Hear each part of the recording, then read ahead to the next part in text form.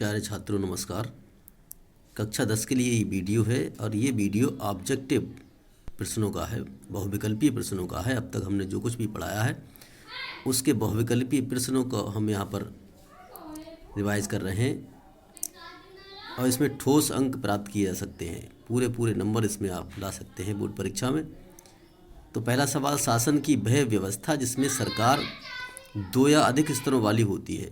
तो मैंने पढ़ाया था संघीय व्यवस्था। इसमें राज्य सरकार होती है, एक संघ सरकार यानी केंद्र सरकार। तो दो प्रकार की सरकारें होती हैं, इसको हम संघीय व्यवस्था कहते हैं। अगला सवाल है, संविधान एवं विभिन्न स्तर की सरकारों के अधिकारों की व्याख्या करने का अधिकार किसके पास है। तो ये न्यायालय के पास है। न्यायालय ही सरकार के अधिकारों की व्याख्या करती है, संविधान की व्याख्या करती है। वह भारत का कौन सा राज्य है जिसका अपना संविधान है। तो इसमें ऑप्शन दिया है जम्मू कश्मीर।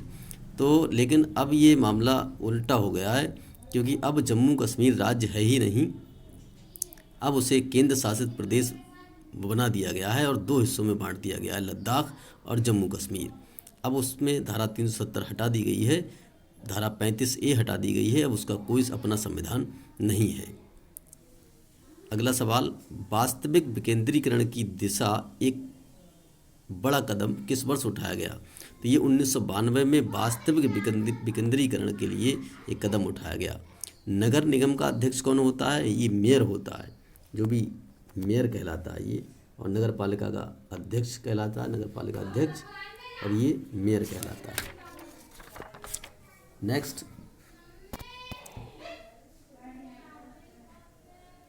निम्नलिखित में से किस वर्ष मैक्सिको सिटी में ओलंपिक खेल आयोजित किए गए।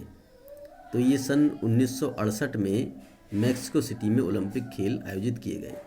सामाजिक विभाजन अधिकांशतः निर्भर होता है। ये सवाल बहुत आता है बोर्ड परीक्षाओं में। सामाजिक विभाजन जो है वो जन्म पर आधारित होता है, क्योंकि बच्चे का जन्म जिस सामाजिक वर्ग में हो जाता है, अगर उसका जन्म अमीर में होता है तो वो अमीर बन जाता है, अगर उसका दलित में होता है तो दलित बन जाता है। तो जन्म से ही बच्चे का सामाजिक विभाजन हो जाता है। अगला सवाल, संयुक्त राज्य अमेरिका में सन 1954 से लेकर 65 तक एक आंदोलन हुआ था। उस आंदोलन का नाम क्या था। नागरिक अधिकार आंदोलन। नागरिक अधिकार आंदोलन। इसके बाद ग्रेट ब्रिटेन की अधिकांश जनसंख्या निम्नलिखित में से किसको मानने वाली है। तो ग्रेट ब्रिटेन में प्रोटेस्ट धर्म को मानने वाले ईसाई लोग हैं, वो कैथोलिक और प्रोटेस्टेंट में बटे हुए हैं। तो इंग्लैंड में सबसे ज़्यादा जो जनसंख्या है वो उन ईसाइयों की है जो प्रोटेस्टेंट धर्म को मानते हैं। श्रीलंका केवल सिंघलियों के लिए है। ये मांग समुदाय की पहचान और हितों के विरुद्ध थी, ये तमिल समुदाय के। तो ये हमारे ऑब्जेक्टिव सवाल हैं। और भी देखिए, वर्तमान समय में भारत में महिलाओं की साक्षरता दर कितनी है। तो ये वर्तमान समय में 65% जो महिलाएं हैं वो हमारे यहाँ पढ़ी लिखी हैं। ये 2011 की जनगणना के आधार पर आंकड़े दिए गए हैं।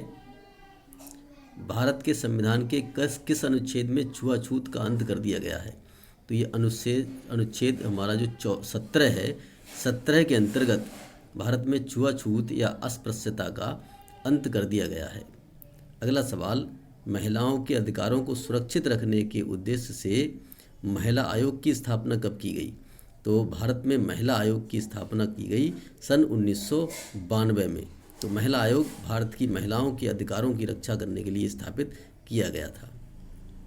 चौथा सवाल, सर्वप्रथम नारीवादी आंदोलन किसने प्रारंभ किया था। तो सबसे पहले नारीवादी आंदोलन अमेरिका में प्रारंभ किया गया था। अगला सवाल, भारत में हिंदू कोड बिल कब पारित किया गया। तो भारत में हिंदू कोड बिल 1955 में पारित किया गया था। अगला सवाल, निम्नलिखित में से किसने जाति रहित समाज की नींव रखने का प्रयास किया था। तो डॉक्टर भीमराव अंबेडकर ऐसे व्यक्ति थे जिन्होंने ये कोशिश की थी कि भारत में जो समाज की स्थापना की जाए ऐसे समाज की स्थापना की जाए जो जाति रहित हो, जिसमें कोई जाति ना हो, कोई ऊंचा नीचा ना हो। अगला सवाल, इसमें से कौन सा एक तथ्य ऐसा है जो पारिवारिक कानूनों के अंतर्गत नहीं आता?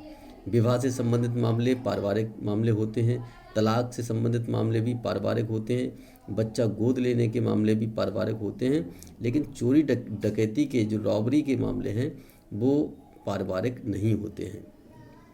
तो इस प्रकार ये आपके कुछ सवाल थे ऑब्जेक्टिव, इनका आप अभ्यास करिए, इनमें आप पूरे अंक बोर्ड परीक्षा में ला सकते हैं। बहुत बहुत धन्यवाद।